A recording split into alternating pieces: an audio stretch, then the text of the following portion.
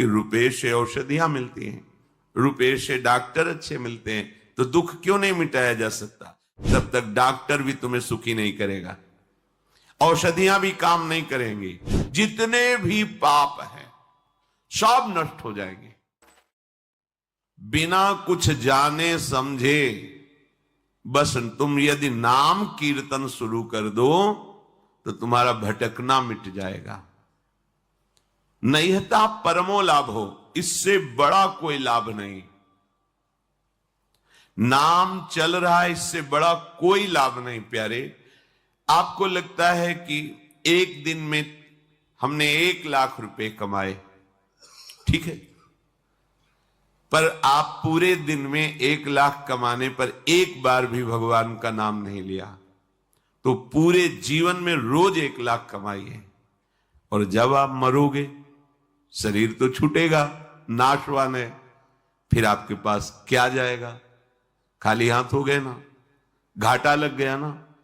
तो हानि हरिवंश के नाम अंतर परे, लाभ हरिवंश उच्चरत वाणी।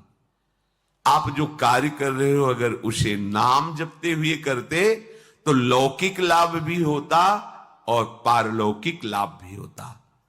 नाम के बिना आपका वो लाखों रुपया जो कमाया है वो आपको सुख नहीं दे सकता, वो शांति नहीं दे सकता, वो आनंद प्रदान नहीं कर सकता। रुपए से आनंद नहीं मिलता, रुपए से अविनाशी पद नहीं मिलता, रुपए से जन्म परंपरा नष्ट नहीं होती, रुपए से दुख नहीं मिटाया जा सकता।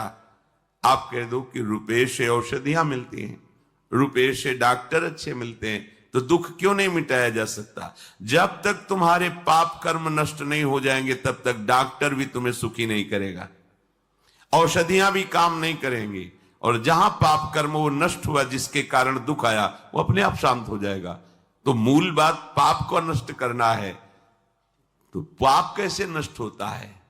नाम संकीर्तनम यस्य सर्व पाप प्रणाशम। जितने भी पाप हैं सब नष्ट हो जाएंगे।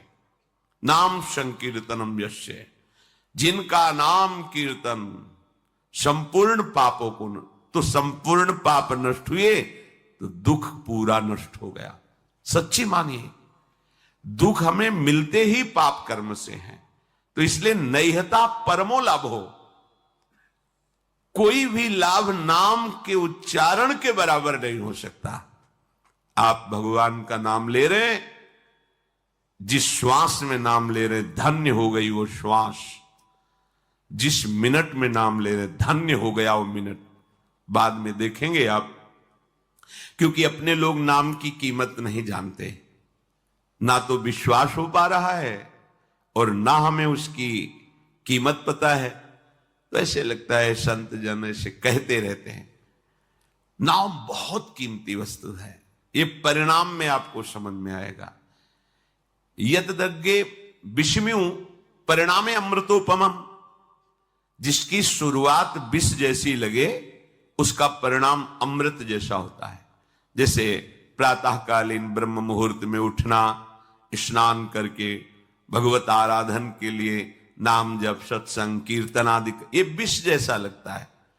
और 8, 9, 10 बजे तक सोना, ये अमृत जैसा लगता है। तो यद तक अमृतोपमम परिणामे विषम्यु, जिसकी शुरुआत अमृत जैसी लगे, भोग दृष्टि रखना, पाप दृष्टि रखना, मनमानी आचरण करना, ये अमृत जैसा लगता है, लेकिन इसका परिणाम बड़ा भयंकर दुखदाई होगा। और संयम में रहना, मन को रोकना, इंद्रियों को गलत विषयों के भोग में न जाने देना और नाम जप करना, ये विष जैसा लगता है, लेकिन परिणाम में अमृत मिलेगा। परिणाम में अमृतोपमम। नैहता परमो लाभो देहि नाम भ्राम्यता में ही, इस संसार में भ्रमित लोगों को परम लाभ प्रदान करने वाला ये नाम है। नाम यतो विंदेत परमाम शांतिम नश्यति संस्कृति ही, ये सब आवागमन के चक्र को मिटा करके परम शांति परम सुख प्रदान करने वाला नाम है। यथा कीर्तनात् परमाम शांति मोक्षम विंदेत तस्य संसृति जन्म मरणादि दुखम च नश्यति मोक्षो भवतीत्यर्थः। परम शांति, परम पद, आवागमन चक्र से मुक्ति ये स्वाभाविक हो जाएगी। आप केवल नाम जप कीजिए। तेष भाग्या मनुष्येषु कृतार्था नृप निश्चितम स्मरन्ति स्मारयन्तो ये हरिर्नाम कलौ युगे। मनुष्यों में वो परम धन्य है। स्पेशल ऑफर, ये अन्यान स्मारयन्तः सन्तः हरिर्नाम स्वयं स्मरन्ति ते मनुष्येषु कृतार्था सभाग्याः निश्चितम। निश्चित प्रतम जानी हो, निश्चित वो परम धन्य हो जाता है जो अन्य स्मरण त्याग करके संतों के प्राणनाथ प्रभु श्री हरि का स्मरण करता है और दूसरों को भी करवाता है। ये जरूर करना चाहिए। अपने परिवार का मंगल करने के लिए कुछ समय नाम कीर्तन घर में जरूर होना चाहिए। मान लीजिए प्रार्थना, आपको परम सुख मिलेगा। आप सुख के लिए ही दौड़ रहे हैं। थोड़ी देर में, हम ज्यादा नहीं कहते, 10 मिनट, 24 घंटे में कोई 10 मिनट आप निकाल लीजिए।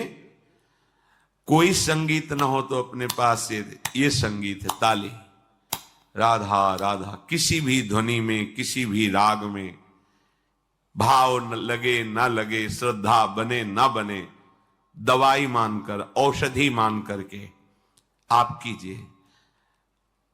आपके घर में जब राधा नाम गूंजेगा तो दरिद्रता भाग जाएगी। देख लेना, करके देख लेना। अब मानो तभी ना। आपके घर में कोई भी कभी प्रेत आत्मा प्रवेश नहीं कर पाएगी। आपके परिवार वालों पर किसी का टुटका नहीं चलेगा।